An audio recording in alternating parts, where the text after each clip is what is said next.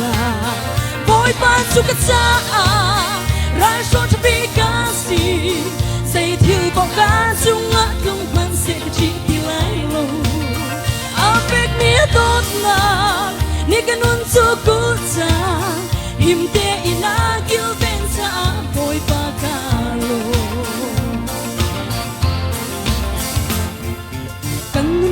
lam thua na gió phá nạc lệ har nạc liền dòng tần câu mang ni chia lộc thang ngô căn tông chim lại vô lên đi chua bi mi har nạc ăn si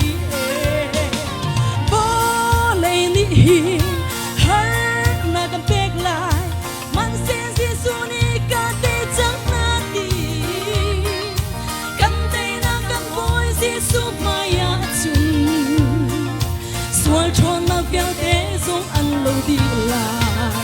boy pan chu ka cha ra so to be ka si say thiu bo ka chung a tung man se chi ti lai lo a pek mi a tot na ni ka nun chu ku cha him te ina gil ben cha boy pa ka lo ka chi ti lai lo nang ni na kung pizza na chiang chung le tan bo ni ka na angak te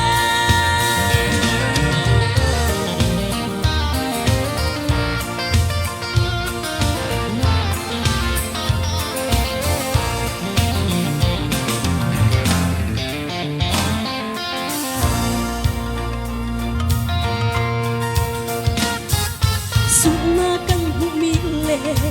fa anak na hi boy pa bo thang sia a kan thiam te ama tot na le sang fa na thu ke win kan thuk na na a kan ama bo thang sia thiam tu chu boy pa ni chun a choi sung sa ton na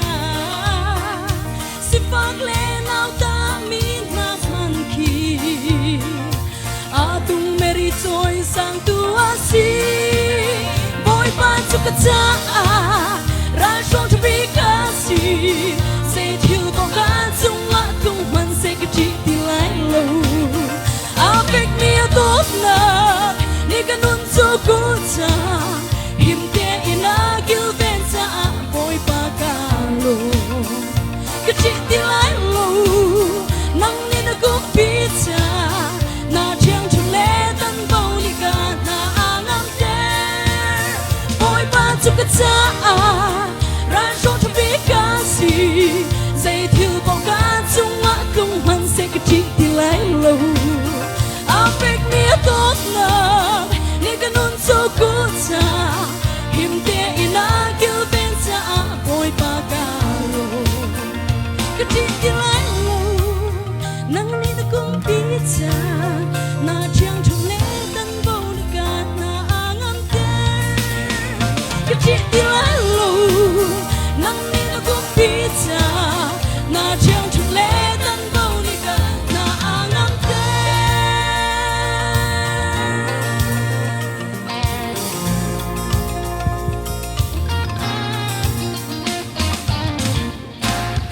hello, the tiang boy pan let's talk back se